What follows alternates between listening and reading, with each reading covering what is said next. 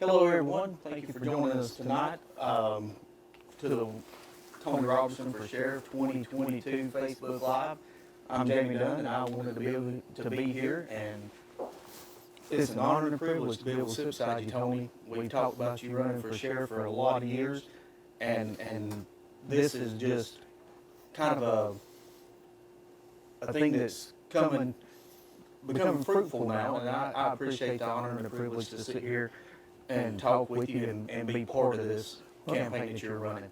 I appreciate having a legend sitting beside of me right now, and you taking time away from your professional coyote hunting to be with me here. Jamie and I've been friends for. Well, we counted it up. I was telling people it was 20-something years, but it's really closer to 30. Yeah, I'd say so. It's been a long time. It shows my age. Yeah, so. Shows both our age. But well, we're going to do things a little bit different tonight.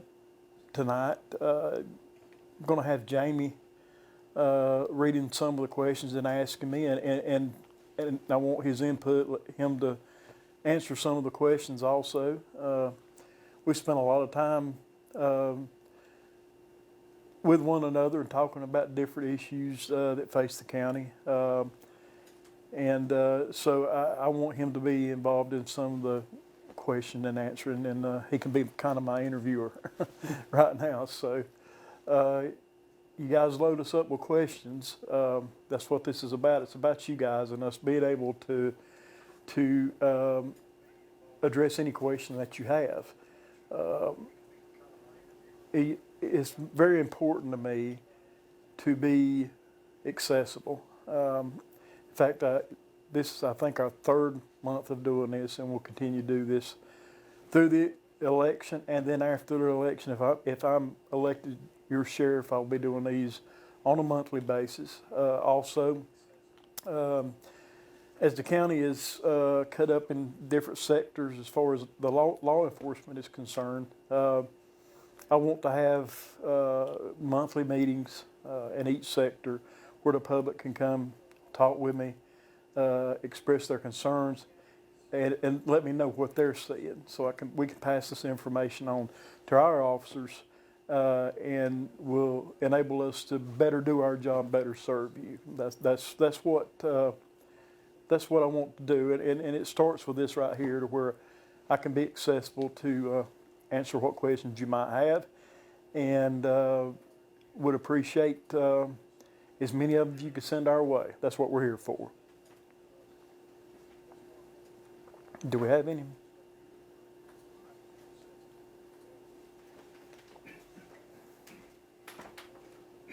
So, Tony, one of the questions that just popped up is I'm tired of nothing being done about the fentanyl dealers and the deaths of so many. Sure, we have meth issues, but fentanyl-laced drugs are killing more than meth. You see that some of the dealers on mobile patrol get put in jail and then they're right back out on the streets. I did want to jump back 1 second and talk about the accessibility, and anybody that's been watching and keeping up with the Tony's campaign as it goes. In all the years that I've been around law enforcement and elections and everything else, I think I remember one other sheriff that actually kind of put his public information or his information out there publicly, and Tony's done that with his telephone number.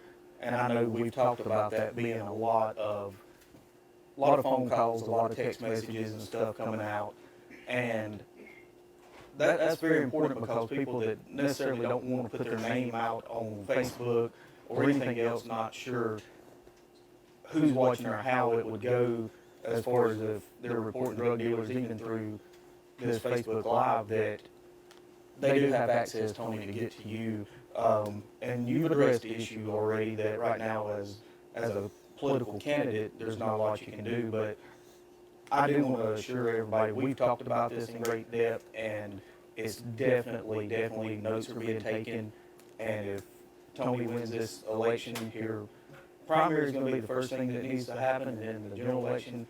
But there's notes already being taken, and yeah, I know you're keeping track of everything that's being said and told to you. So, it's very important if you want to see a change, you've got to make it, we got to make it in the primary and then on into the general election. So to answer the question of the fentanyl and the meth problems in the county, fentanyl being one of the biggest things right now that's really, over the years, has probably, I would say in the last 2 years, really just jumped up. Yeah. Coming with not only in meth, but in heroin too. Right. So the question was addressing that they get arrested and they're right back out on the streets. So what's your thoughts on that? Well, I mean,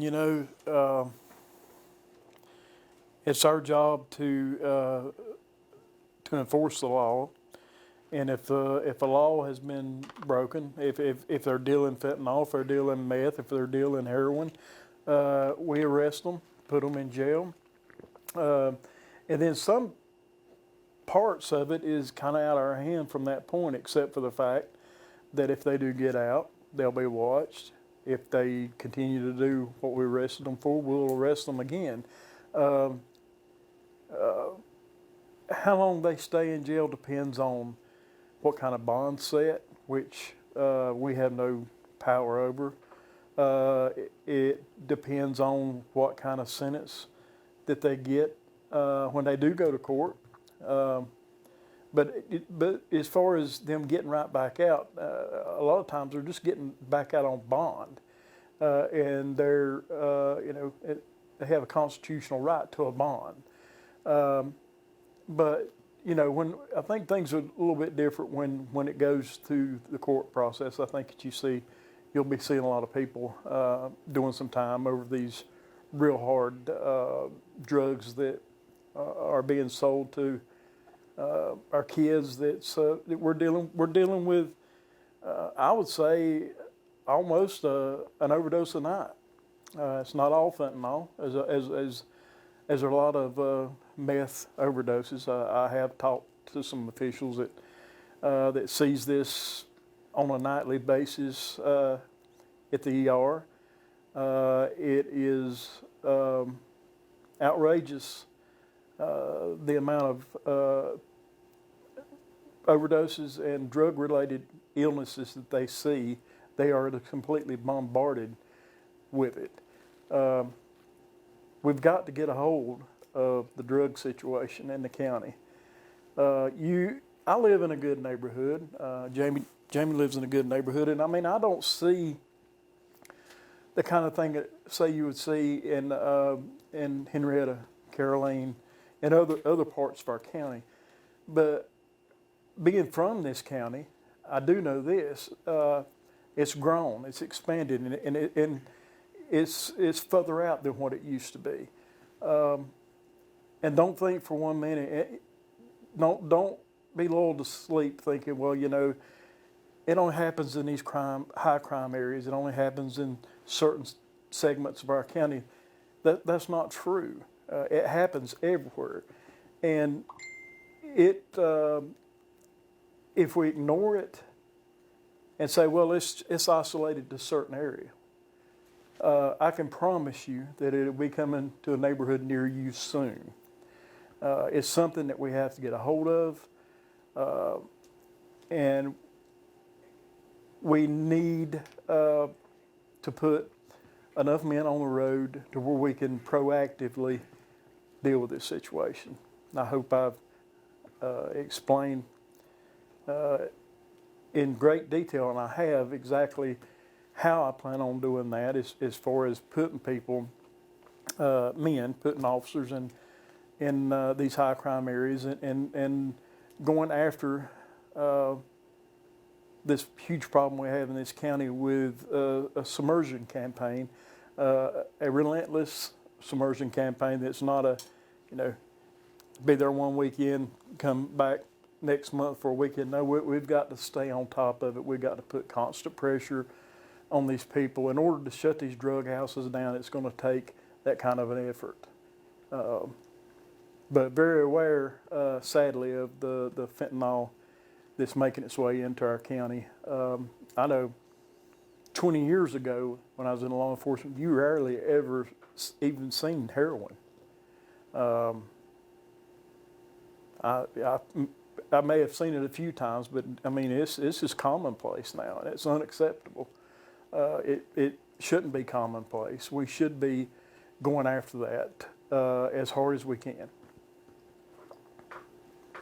And Tony, when you talk about the drugs affecting certain areas more than others, having seen it firsthand through some in my family and others that are close to me, the drugs in this county affect everybody, whether you live in an area where there's more drugs coming in or out or being used or whatever. It affects everybody. I mean, all the way from one end of the county to the other, from Chimney Rock to Cliffside, because not only does it do with the people who are on them, it affects their life, it affects their families. A lot of the crimes, and I would venture to say probably 90% of the crimes here in this county, a lot of times are being committed by people that are on drugs and needing money, and Sure. whether it be property crimes or whatever. So to be affected by it, you don't even have to have a family member mixed up in it. Exactly. You're going to be catching some of it. So I would venture to say, and I said this years ago when the meth was really, really big, which not downplaying it at all, because the meth in the county is really big and has continued to grow. You talked about 20 years ago not seeing heroin, and I can remember in my career that when meth first started coming into the county, if we seen a half a gram, and just for anybody that doesn't realize, a gram, basically a little packet of sugar that you'd put in your tea or coffee or whatever, that's about a gram. And if we seen a gram, we literally, we thought that was just huge. But with prices and the way drugs are now, there's lots and lots more. It's not uncommon. And if you look, you've seen just the other day that some of the officers at the sheriff's office had got kilos. And that shows you now that the county's moved from half grams to grams up to doing kilos. And there's a need, there's a demand for it. Not a need for it. There's never a need for it, but there's a demand for it. That's So right. everybody's affected by it, and I think that's something that we have to look at from a standpoint as citizens, that we want a sheriff who's going to go out and work them hard and not give up, even though sometimes you don't see. I take it as when you plant something, you don't get something immediately. Right. So it's not that Tony Roberson, as sheriff, will go out and be able to, the first week, have the county cleaned up. It's going to take some planting, putting people in the right place, and then reap the rewards as time goes on. Yeah, it's gonna take some time getting things staffed the way we want it. People put in places in the county that we need them. But it's something that will definitely be, we'll hit the ground running with from day one. I believe that it's so big right now that we would have a pretty measurable, we would make a pretty measurable dent in it fairly soon. It's a war that actually, it's a war that can never be won, because there's always going to be drugs. There always has been drugs in this county. But at the level that we have it right now that can change and will. That's my goal. I feel like that it's way too easy right now for people to get drugs. Back years ago, drug deals went on in darkness behind buildings and stuff, and now you see people that are doing it in broad daylight in public parking lots. I've seen it myself. So that's unacceptable. It's really gotten too big when it starts happening like that. I see that Teresa Jackson Watts said she put up the idea that she likes the idea that you'll be out in the field and not hiding behind a desk. Well, I mean, that's I like to get out and get into things too. I'm a cop. I will also be an administrator. I've done both, but I'm a hands-on type of person. I like to be out there with my guys, and don't be surprised if my guys are backed up on calls. If you hear me get on the radio and take one of the calls for them, I know for a fact I'll do that. I've done it. So,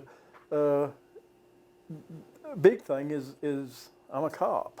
I've done this job, but I know what these guys go through. It's worse now than it's ever been. I'll be the first one to admit I've not experienced. I've not experienced law enforcement in the same way these guys are, because things have changed so much. They're dealing with things that I didn't deal with as far as the drugs and stuff is concerned. But yeah, I'm definitely one to be out there with the guys when I can. And I'm the type of man that these guys work for very little money. When you consider what they have to do and what they have to put up with, it's very little money. And I'm the type of person that will stand behind my officers if they're in the right. I'll be the first one that will jump up and down and say, hey, they've done nothing wrong, they're in the right. Being a cop sometime, well, a lot of times, not a popularity contest. There's things that we have to do that are going to make people upset. And I don't want my guys to be afraid to get out there and do their job thinking that they're going to be in trouble with me. I will back them 100%. And yeah, I'm not going to be behind my desk all the time. I am going to be out in the community, because if I'm your sheriff, I work for you guys. You guys put me in there. Y'all elected me. I work for you. So to be accessible is very important to me. You guys are who I answer to. And to be able to be accessible where you can come to me and ask me a question or tell me something that's going on in your community, I'm not only going to be accessible in that way, I'm going to come to you. I'll be one that will come to you and ask you these questions. I'll be in your community where you can talk to me personally and ask me questions or tell me what's going on, so I can get my officers on situations that need to be dealt with in a timely fashion. Next question, we'll be able to hire more officers for the worst areas, and I'm going to add to this. Having come from the last position I held was on road patrol, and we have 6 people on the shift. We have a K9 officer that worked a split shift and a litter/animal control officer. But I remember, Tony, working shifts where there was only 3 of us for the entire county. Absolutely. My shift, most of the time I was a road lieutenant. Most of the time my shift was understaffed the entire 4 years that I was back on the road. So I know what it's like to work shorthanded. I know what it's like when the question was asked, will you hire more officers for the worst area? Coming from someone who literally within the last 6 to 8 months was out there doing this and working shorthanded, we didn't have time to go and work the drug areas like what they could have been and what they should have been. You just had time to go to call to call. We answered calls and we went from one place to the other. I remember one night I got a complaint for speeding. The citizen of the county called in and wanted to complain that she had seen an officer speeding.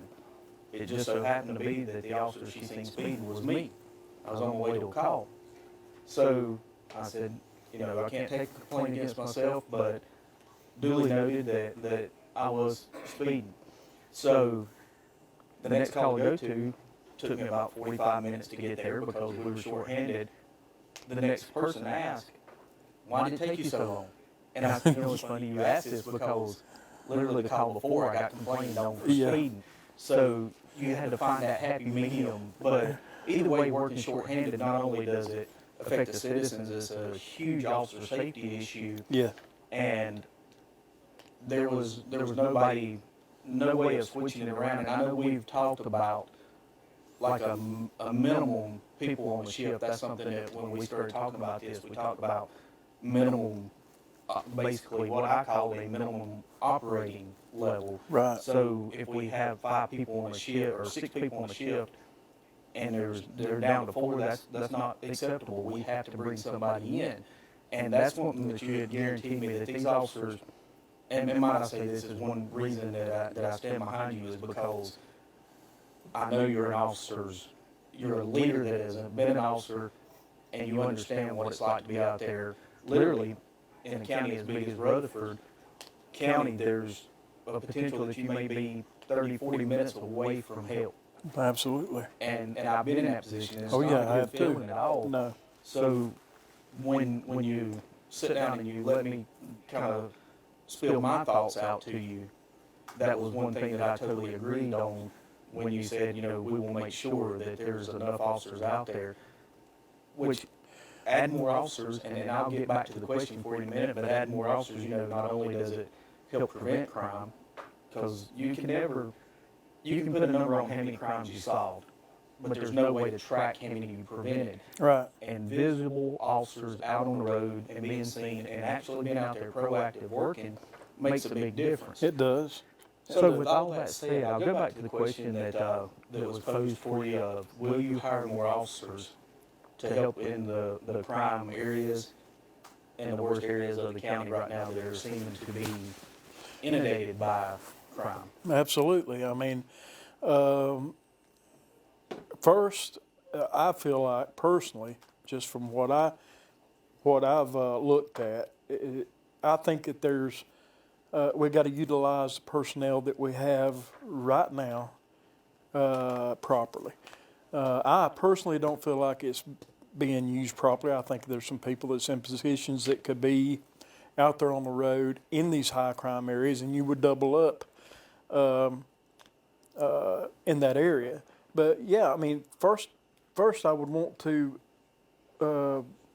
maximize the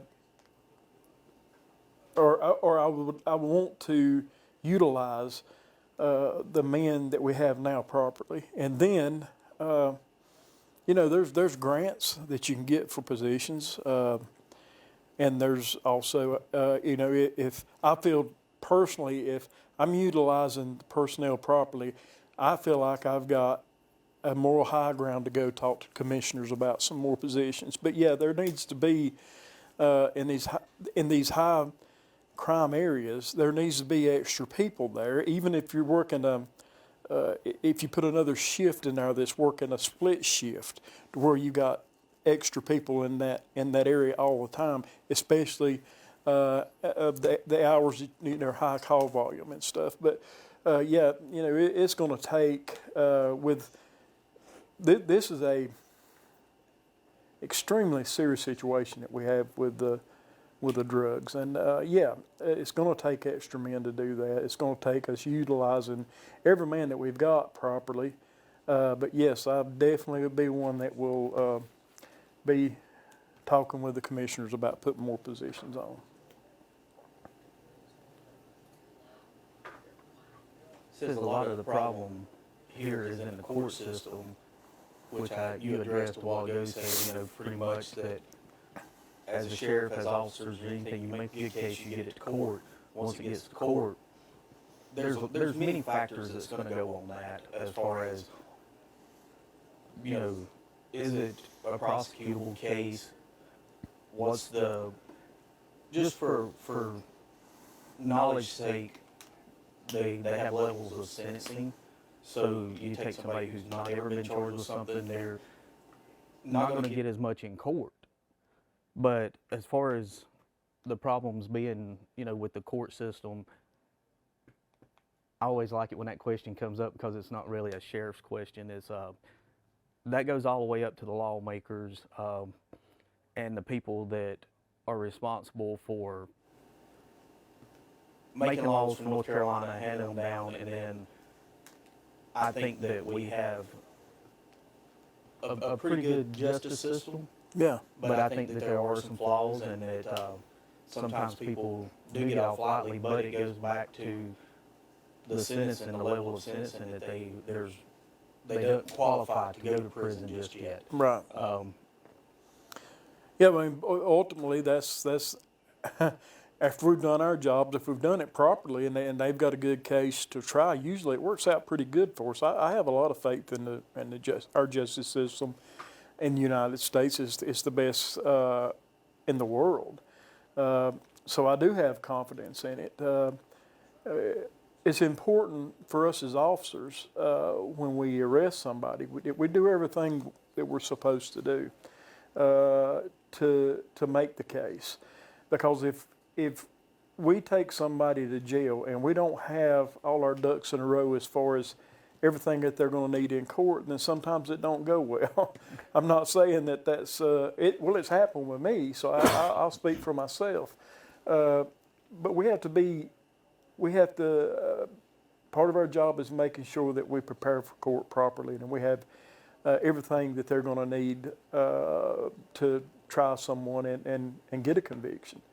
So it's not just the court system, it's also the way we do our job also. And there's always room for improvement in that area. And so that's how I feel about it. I still have a lot of confidence in our court system. I think that when you work closely as an agency with the court system, find out what these guys are needing in their case files, and do it and work together. And I think that that's what you need to be able to see some convictions, especially in some of this terrible drug dealing that we've got going on here. I like to see them go away. And I want to do my job properly to make sure that happens. So if it don't happen, then it was out of my hands. It was something that happened in court. But I want our officers to be able to present the case properly to the court. And I think that goes a long way in sentencing. Next question, I'm all for Mr. Tony. I'll address you as Mr. Tony. Mr. Tony, that's yeah. pretty Okay, good. well. I think that's what I'm going to start saying, Mr. Tony. That's a good one. But I'm all for Mr. Tony. Let's get him in there and take hold of this county together and back him up.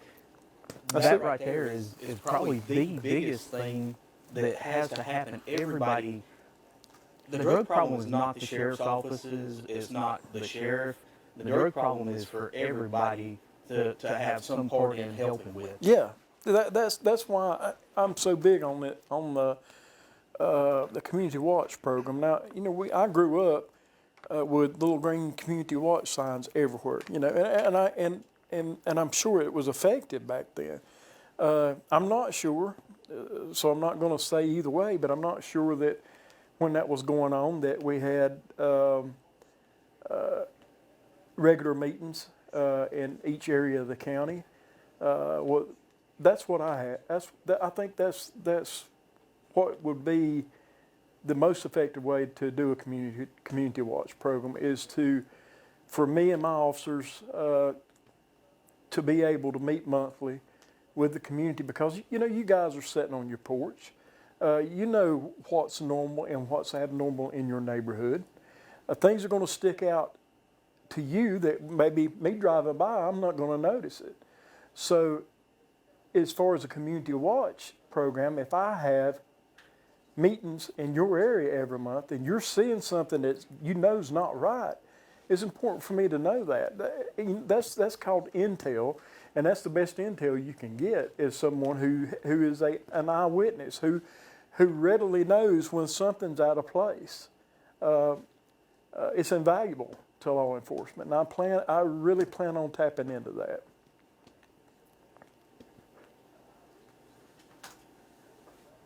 One thing too to bring back up, talking about the drug problem and add more officers. I received a text, and since 2010, ask you what your thoughts are on this. I get to ask a question. That's the advantage of sitting beside Mr. Tony. Since 2010, there's only been 2 positions added to the sheriff's office. Yeah. Prior to that, there was 4 to 6, if I'm remembering right. But 2 positions added to the sheriff's office, and we're talking from 2010 to 2021. with technology and crime and the sheriff's office, and I'm gonna say the county is because the cities are dealing with it too. Right. But in 2010, when 2 officers were added, were 11 years, just a little bit over 11 years past that point now when the 2 were added. But a massive difference In crime and cost. crime and drugs in the county. Massive difference. And we've not kept up with it personnel-wise. That's obvious by what you just said. You know, it's been 11 years since the position's been added.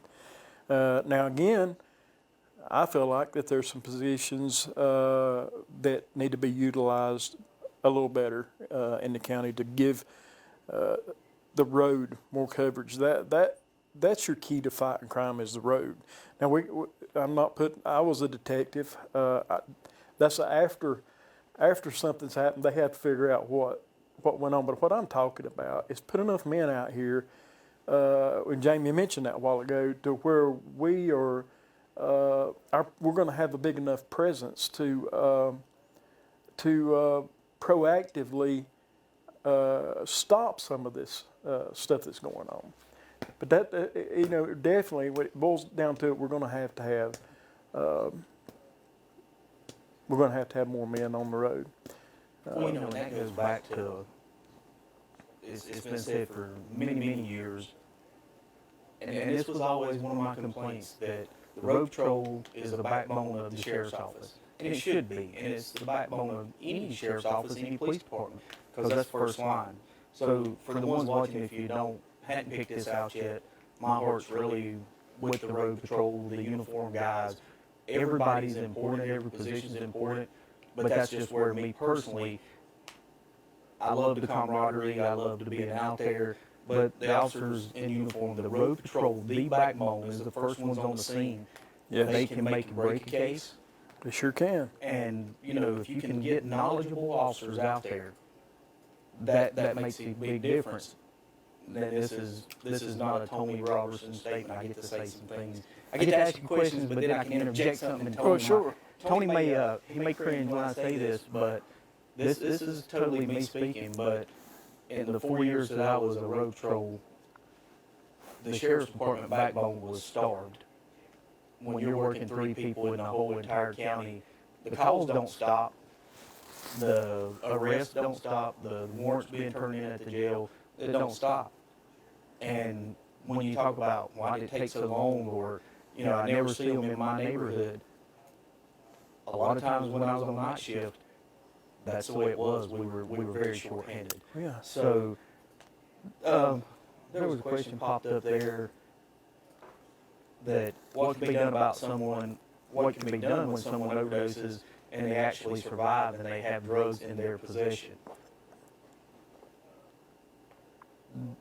Well, I mean, you know, thank God they survived, but it don't erase the fact that they have drugs in their possession. So, I mean, it would be dealt with charges. You know, let me say this real quick about the drugs and how I perceive this. I really perceive this as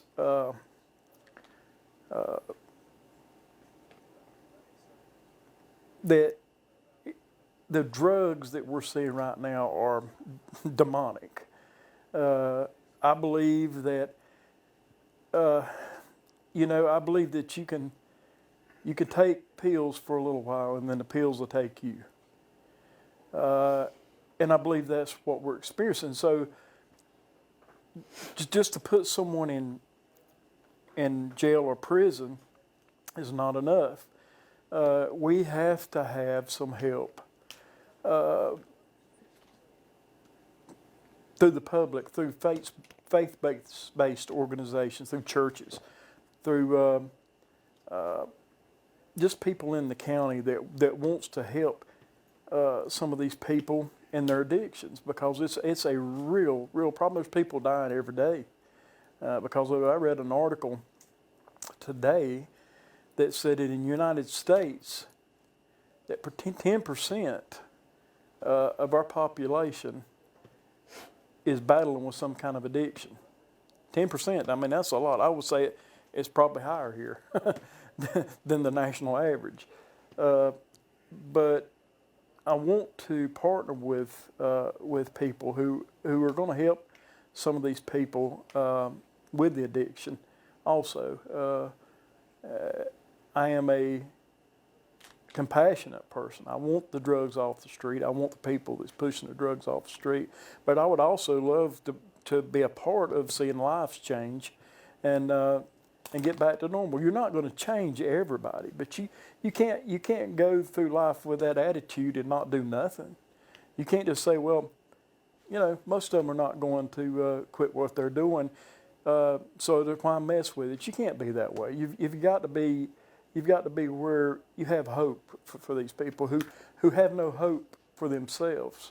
But you know, I don't know if I really answered the lady's question, but yeah, I mean, it would have to be dealt with. Obviously, if she had drugs on her, the charges would have to come. But you know, the young lady or the man may have just about died, about overdosed. I like to see them get the proper help also, after and above and beyond the legal issues.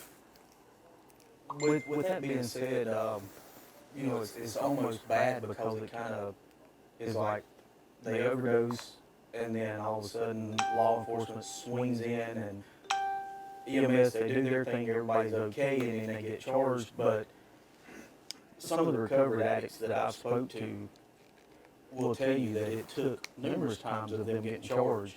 And finally, this is another one of my opinions, that we can have all the rehabs, we can spend all the money we want to spend. I've watched parents literally go broke and lose their homes trying to get their children help, and that says a lot about a parent. I would do it myself, Yeah. I know you would. Absolutely. But it takes a heart and mind that wants to get clean before anything's really going to make a difference. And when that addict gets to that point, Tony, that's when the rehabs and things are going to come in. I had several people in my phone that if somebody was truly wanting to seek help, I always give them certain numbers to some addicts that had recovered, because I felt like I'm around the drugs, I see the drugs and what they do, but I've never used them. Right. So I couldn't relate to them. So I had numbers of people who were addicts that had recovered, and they were fine with me giving their numbers out. And it was more of there's hope out there. And, you know, I'll tell every parent, just like I've told every parent before, the big question was, what can I do to help my child? And I always told them, get a patent on the answer when you find it, because you'll be a billionaire. Because every parent and every person that has a loved one hooked on drugs, that's what they want to know is, I will literally do anything I can. And sometimes it takes, for a lack of better words, of them being put in jail over and over and over and over, till they finally realize this is not the life I want to live. They lose their children. It's the greatest thing in the world when you see a recovering addict that has done good enough to get their child back or their children back, and then you watch them go on to be good people in the county. Sure. Some of the best people in the county, And wanting to help others. and willing to help others. Yeah, and, absolutely. And do it in the right way. As the way this goes, there's a lot of questions coming there, and I'm getting some on my phone. Yeah, I am too. You've addressed a couple of times in the past Facebook Lives about corruption and about officers. Excuse me. And I wanted to I'm going to try to figure out how to ask this. I know that a lot of people throw the word corruption out there, and coming from a standpoint of, like I said, this is an advantage of me getting to talk to you, because I worked with a lot of these guys. Right. And I don't want, I hope that people out there do not stereotype everybody as being a bad apple. Someone had mentioned it a while ago on some of the questions, keep the good ones, get rid of the bad ones. It's a great thing, because not every officer out there is bad. No. I know that you've addressed that you would stand up for the officers, and like when we talked, you know, that was one thing that was very, very important to me. some of the accusations that had come across, that I knew it takes somebody to stand up and say, this is not true. And that was a real big thing to me.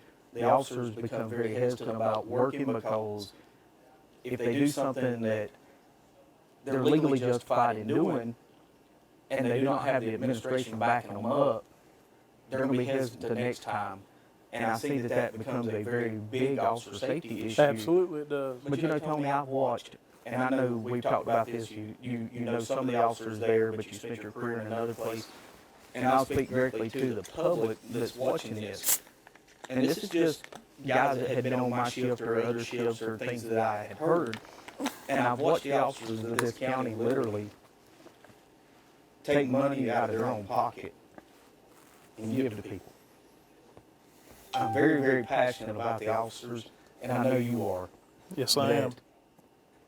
If there's corruption, and this is from Tony, if there is corruption, it'll be dealt with.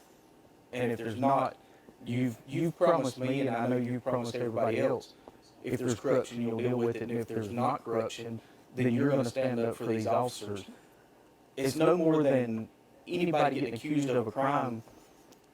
Say we go out to a house and this person gets accused of a crime, but they didn't do it. And if they're innocent, they need for somebody to stand up and say they were innocent. Absolutely.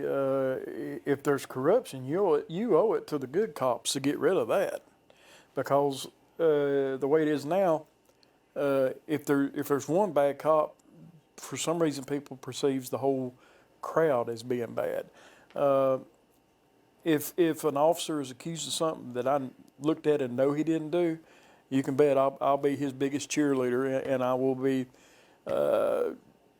whatever. If there's an accusation and it wasn't true, I'll be pointing it out as a lie. On the other side of it, if an officer is corrupt, there's no place for him in my administration. Don't have no use for that. It makes all officers look bad, and you don't either. I mean, you know, it's. Okay, the next question, and I'm trying not to take up time talking and asking. No, go right ahead. Asking questions. Some of them I get in, and some of them. I wanted it to be different this time, so we. And some of them, Tony, are just the things that I've asked you, and I know that you've answered. Yeah. You answered them unscripted to me. And, you know, I knew when we're away from a camera, we're away from everybody, and you answered those questions that my concerns, that when you first told me, said, hey, you know, I'm going to run for sheriff. And I had those questions and I wanted answers so that I could say, you know what, you're my friend, but I also support you 100%. Those questions that I asked, I wanted to be able to ask now so that everybody else can hear them and get the unscripted answer that I got that made me want to stand behind you and support you to the end, 100%. So the next question, there was one before this one that spoke of like there being a lot of top heavy. The department is really top heavy, in my opinion. Will you reorganize to utilize personnel more wisely to serve the public? Yeah, absolutely. I mentioned that a while ago. There's of course, we've got to have administration. We've got to have rank structure and stuff like that. But I do believe that there's people in positions that would be better off having the coverage on the road as to what they're supposed to be doing right now. So yeah, that would be the first thing that I would do prior to going and asking for more positions. I think that it would be unfair of me to ask for more positions from the commissioners if I'm not utilizing the officers that I have now and what I would consider to be a proper way that would maximize our coverage in the county. So yeah, top heavy. I guess that's a good way of putting it. In some parts of it, maybe so. Yeah. Kathy Silver's asked the money they get, use it for more cops, drug money. I'm going to read this, and I'm pretty sure this is what she's saying.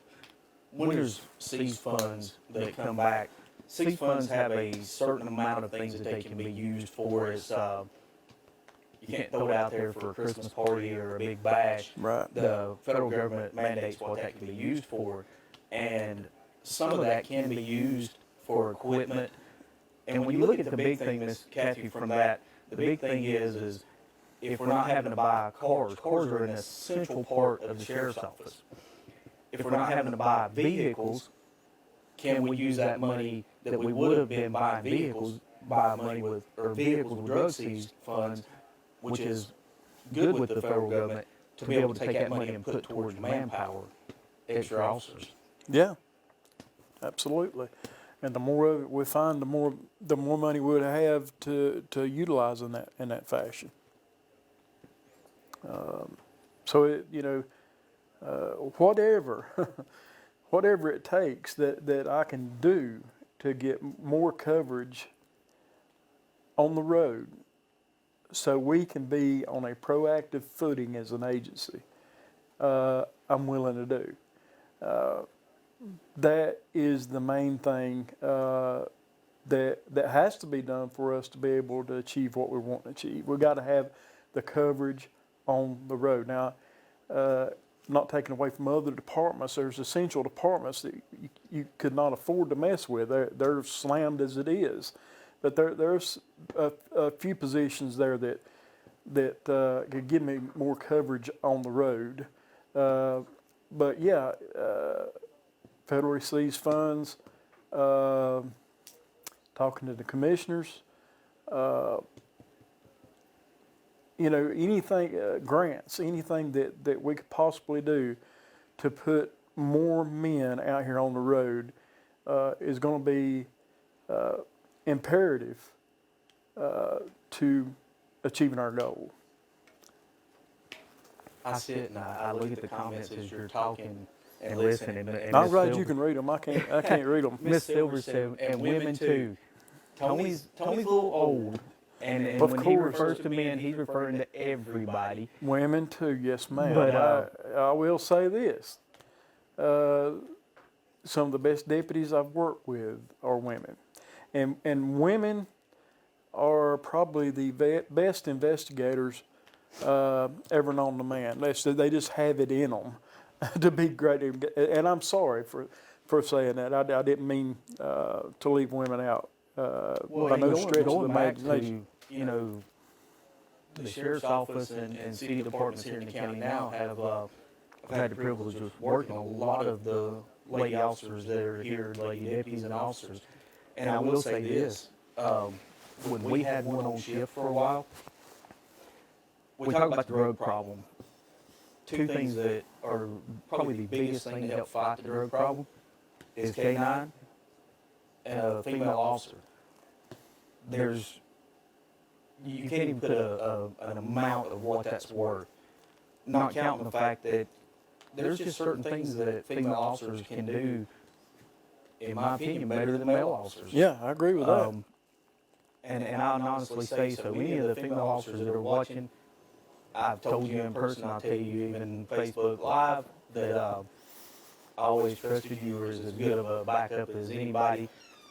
I agree with that. Not everybody, male or female, not everybody's cut out to do this job. But I think that men and women that are working out there, they've done a fine job. And I'm going to move on to the next question of, we're losing too many good men to Polk County. And, I heard the statement one time, Tony, that, you get fired from here or whatever, and Polk County will take you. And I can tell you, Polk County, that's not the way it is. I've got three right off the top of my head right now that I won't name them, but they left on very good terms, and it was the county's loss. The county lost three good officers that I personally know, that I've worked with, that I take that back in 04. I spoke to one of them today. I forgot about that one. So there's four that I could absolutely tell you right now that was a great loss to the county, and Polk County has benefited from it. So Yeah, we've got to keep those guys in this yeah, county. in we've my got to opinion. we got to turn that around. I'm not pleased at all with the rate of turnover that I'm hearing. It's a very expensive process to the county. You've got an experienced officer that's working for us, and you end up losing him. It takes thousands and thousands and thousands of dollars to replace someone like that with that kind of experience, and it's very costly. Don't know. I really don't know what the deal is with the turnover. It seems to be excessively high to me. But yeah, you're right. I do know that we're losing officers. And I'm trying to make sure that I get everyone. So I apologize that if I miss something. So Ms. Simmons, I think what you're saying there, Tony has addressed as far as you can only hire as many officers as commissioners will give you money for. And that is 100% correct for anybody that is watching right now. That's 100% correct. There's only a certain amount of people, whether it be in the sanitation department or whatever, the commissioners. So I'm not saying that commissioners are good or bad. That's not where I'm going with this. Well, they wear a different hat than we do. But that's definitely where more funding has to come from. So, if we really want more officers in this county, more deputies out here on patrol, and we're going to have to go to commissioners, as citizens, we need to make sure that we really research our commissioners and make sure that they feel the same way we feel, that we need more officers, and they're willing to come up with that kind of funding to make sure that we have them. So, Ms. Simmons, hopefully, if that wasn't answered by Tony, let me know. Pop another one back up there, another question, and we will. I'll make sure Tony addresses it 100%. But I think it's been covered. Any thoughts, Tony? No, I mean it's everything you said is correct. But I really feel like that we can utilize the personnel that's already up there a little better too. And then, but that's not going to be enough. I mean, but I say that to say this: I would feel better about going and asking the commissioners for more position if I was actually using the personnel I had at this time properly. Yep. I think Linda Driver had put on there we needed more police canines, more even motor cops. And I got to say this just because you sit here in front of this camera, everything kind of gets real serious. And anybody that knows me really good knows that there's a lot of times I'm not serious about stuff. I joke and carry on. So I wanted to address what Miss Julie had put on here. More canines, more even motor cops, but I want to extend the challenge. The last part of what Ms. Driver had put on there, and she said we need more police that can run. So here's my challenge to Republican candidate Tony Roberson for sheriff of 2022. I want to challenge you to a race.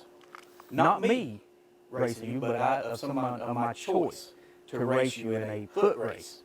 So we'll have, I promise you, we'll have ambulances on standby. We'll have you oxygen and everything else. But Ms. Linda, to answer your question on that, or to address that, that's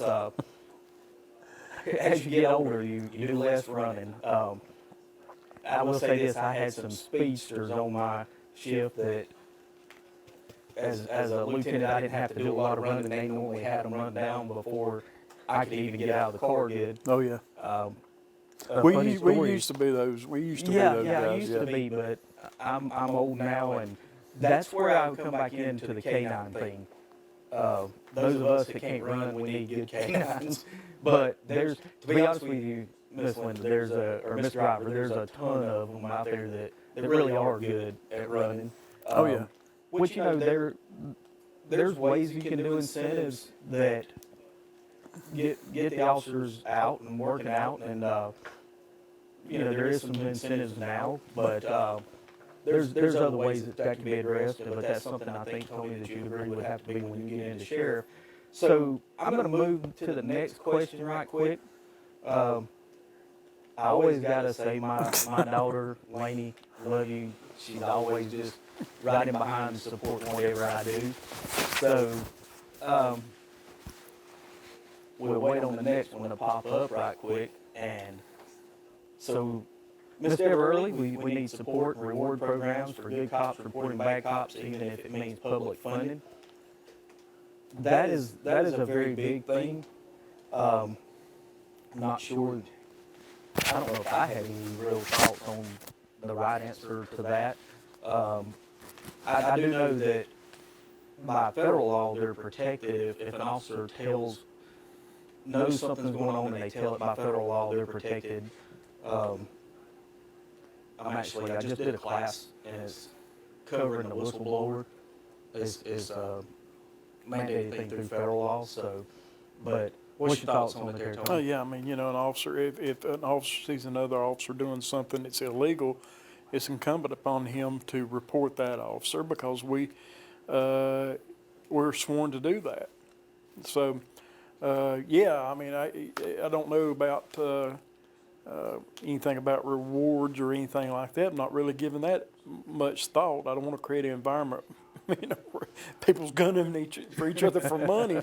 But no, and you know what? I think most officers, if they see something out of the way, they do with a coworker. They do bring that to the attention of the authorities or their supervisors.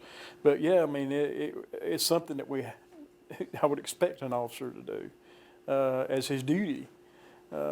We are to be held to a higher standard, and I had no use for someone who wears a badge and breaks the law. Just don't have any use for that person. So yeah, my officers will be encouraged to report any criminal activity or any wrongdoing from other officers, especially if it's breaking the law. It's the kind of thing that most officers are not like, and they don't condone it themselves. So I don't think it'd be an issue at all. So the next question from Hello Barry: would you take an active role in the corrections/jail part of the system? Absolutely, that's a big big part of my job. I would take a very active role in that. There's a big responsibility in housing criminals, and I would definitely be the type of person that would be on top and put good people in positions of power in there to run it properly. But yeah, with my oversight, absolutely. So the next question, Kyle Walker's, is: do we have a SWAT team and an armored vehicle? Kyle, and I'll answer this one, being that I just recently, in the last month, was employed there. But we do have a SWAT team. It's called CERT Team, Special Response Team, and this is where Stand up. This is where I'm going to really say something that. Let me address one part of it first. Is at the time I left, we did not have an armored vehicle. There's a lot of times that was brought in from other counties. Cleveland has one, McDowell has one. But I'm going to say this, and then Tony can address it however he wants to. Like I say, I just use the advantage of being able to sit in front of the camera tonight to throw out some of my thoughts. Yeah. For many, many, many years of being in law enforcement, I never asked to be on the SRT team, ever. The last couple of years, I really seen a huge turnaround in that I always said they've got to earn my trust. And the last couple of years, they really, it changed. I mean, it was getting to where, in my opinion, that Rutherford County was beginning to get, and it goes back to what you said, Tony, of putting people in the right places. And within the last year, I had seen major improvements in the SRT team. They were starting to get needed equipment. we still don't have an armored vehicle in Rutherford County, but that's something above them that they can't control. But they can control, are we practicing, are we training, are we shooting? And when we go out here to the range and we do that, that they're actually working on training. It's not a session to stand around and talk. And so to answer your question, Kyle, we do have a SRT team, same difference, a special response team, that just a few months back into last year, we were in a standoff. My shift was in a standoff, and we had a brave officer that drove right up into the middle of a gentleman firing weapons, was able to get two people behind his car. They were safe. He was safe at that point. We held ground until literally one of the SRT members heard on the radio that something was going on. There wasn't even a call out yet for them. But to show you that the type of officers that Rutherford County has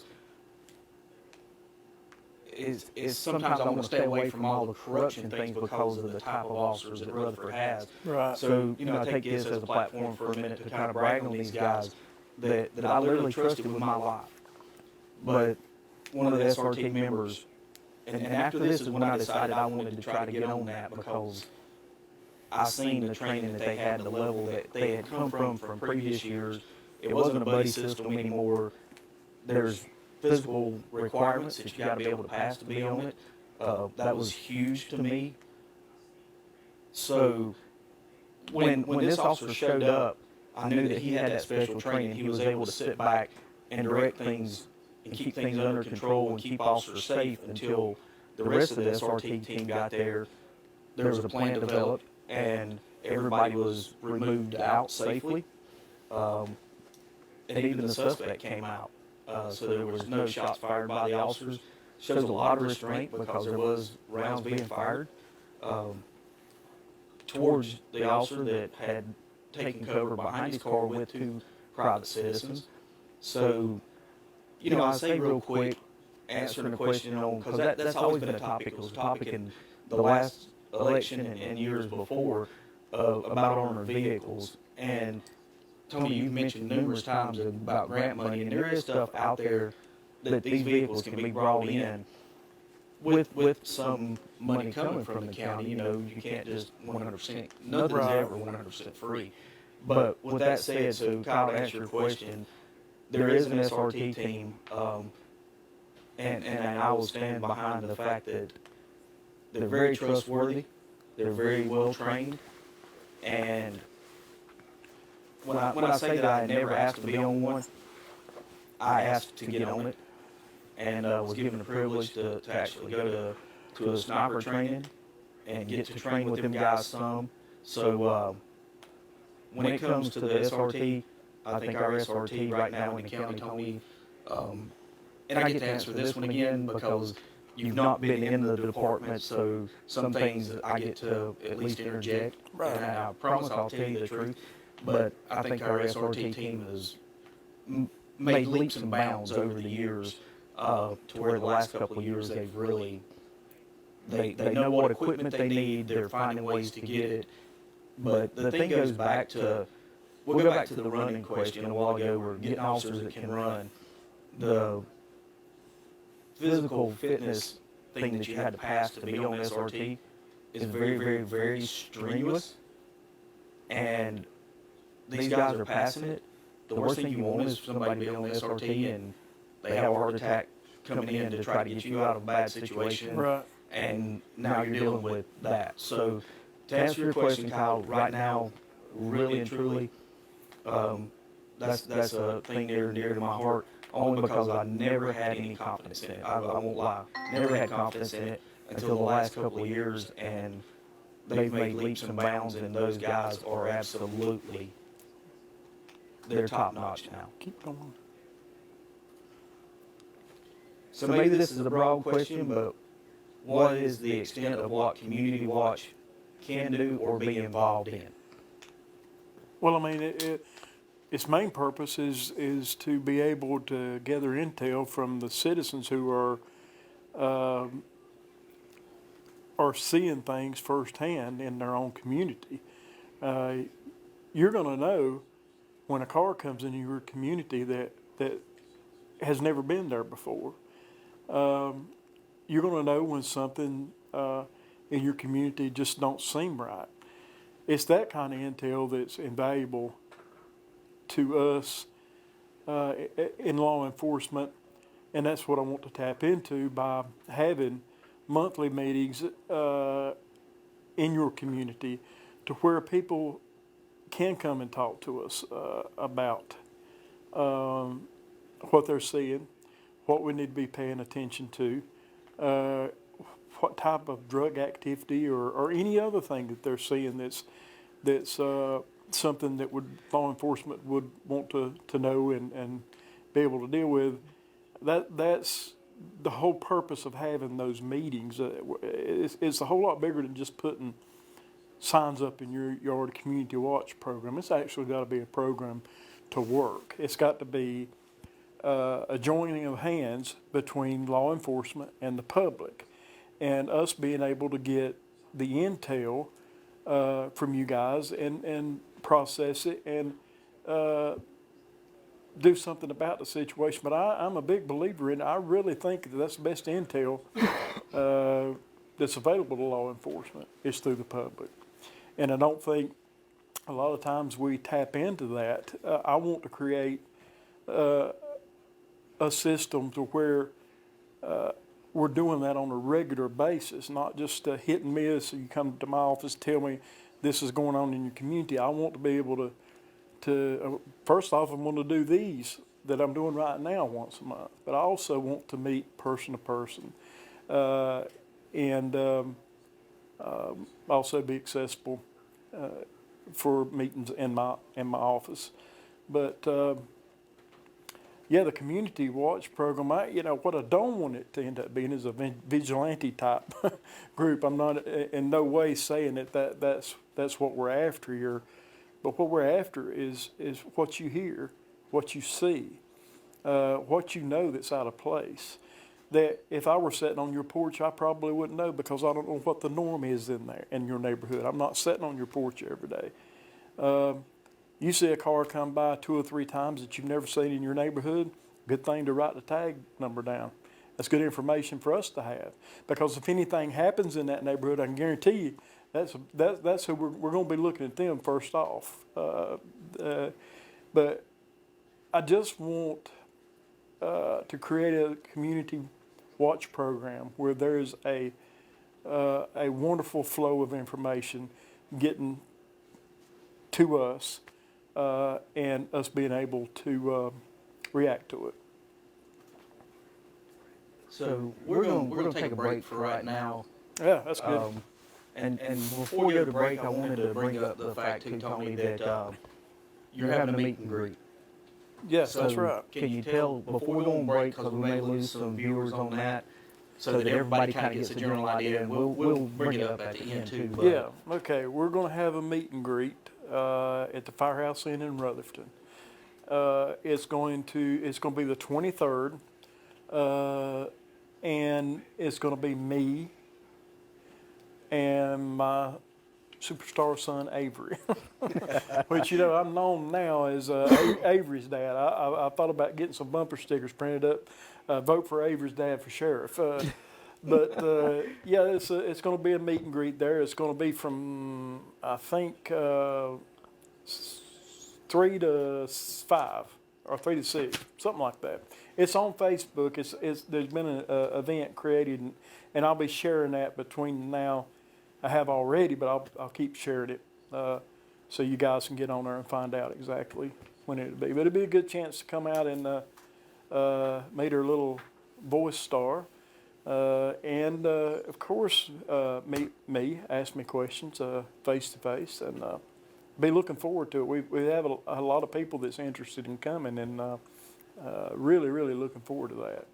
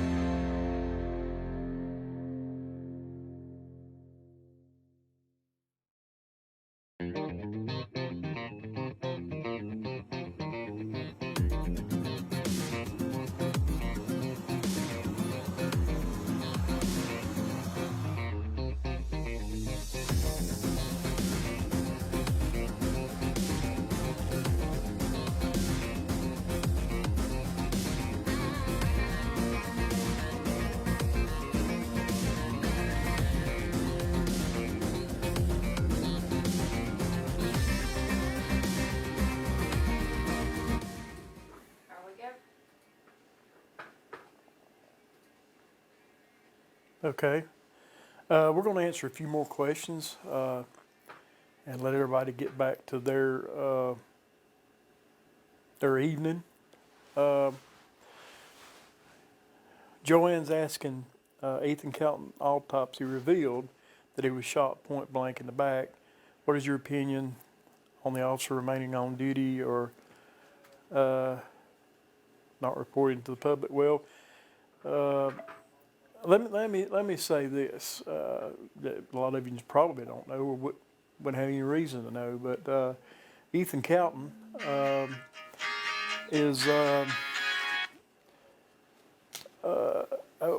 me and my wife have done foster care for 16 years, still do it. And Ethan Kelton was one of my foster sons. He lived with us for about 3 years when he was in high school, and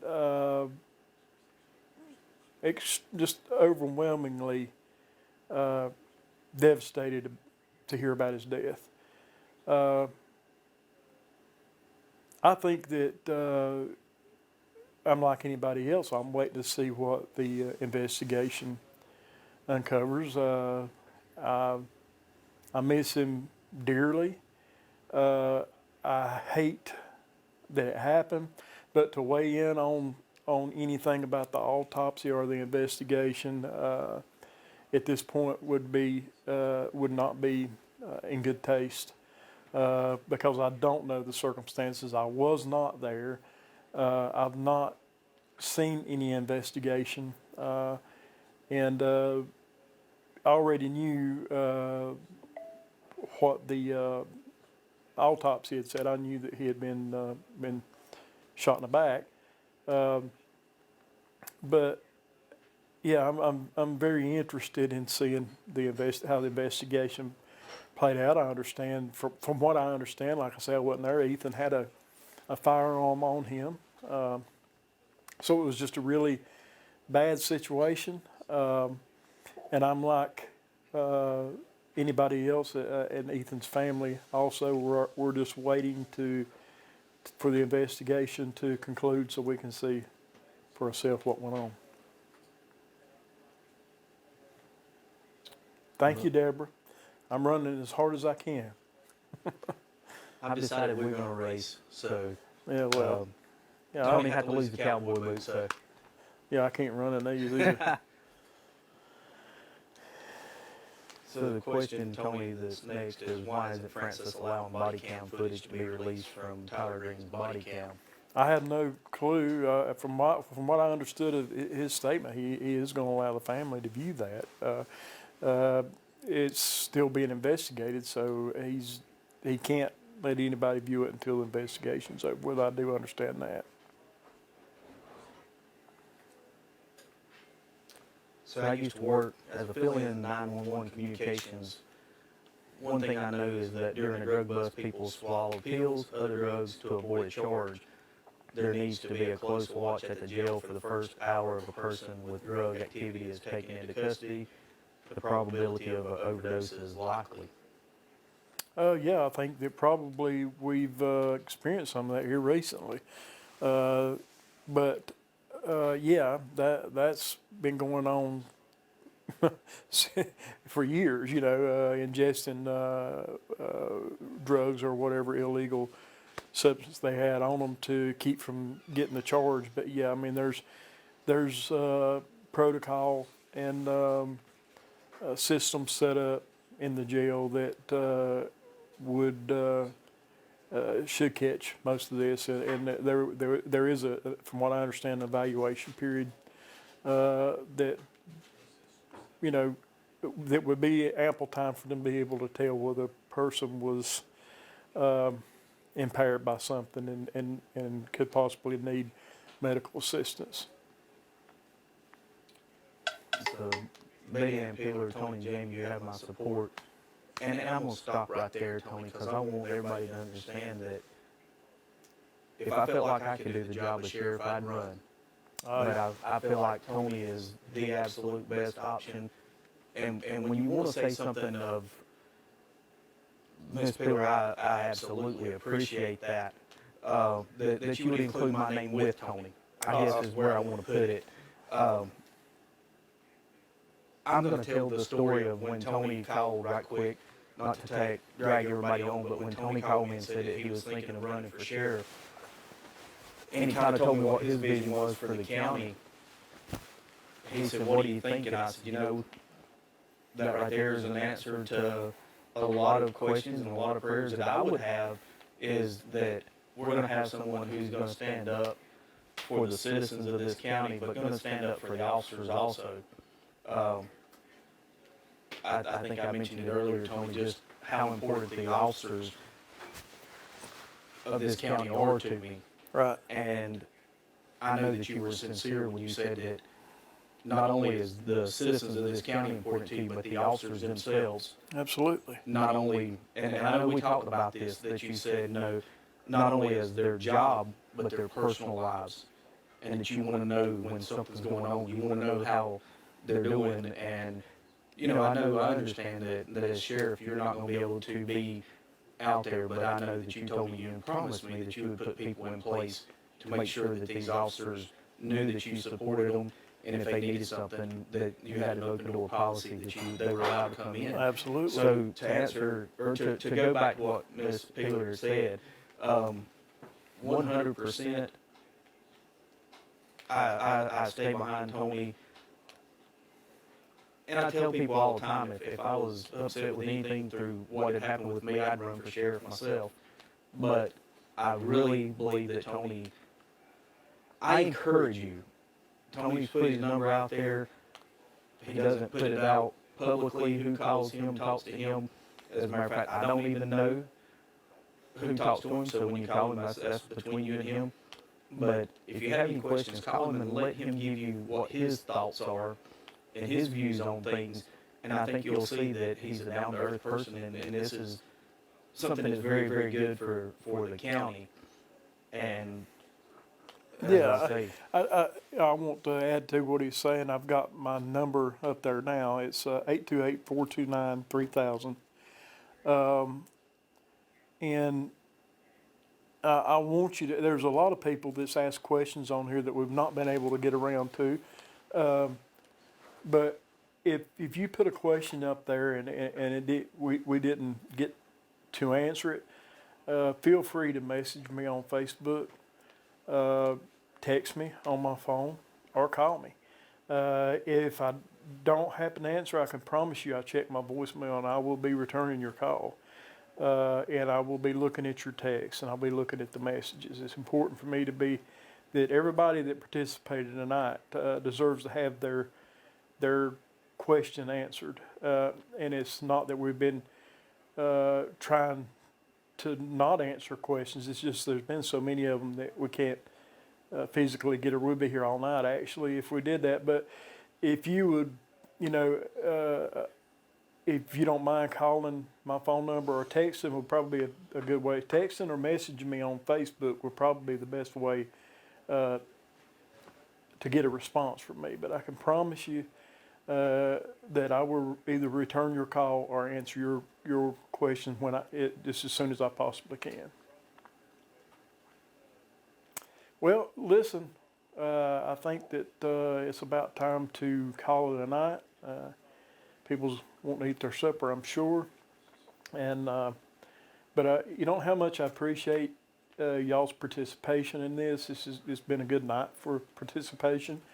We'll be doing it, and I'll be announcing soon what date we'll be doing it next month. But this next one, invite your friends that wasn't on here tonight, or know somebody that would have enjoyed an opportunity to ask a question. I encourage you to invite them, and I appreciate each and every one of you. And like I say, if I didn't get to your questions, send them to me, and I promise you I'll answer them. And I appreciate each and every one of you's time, and look forward to doing this again next month.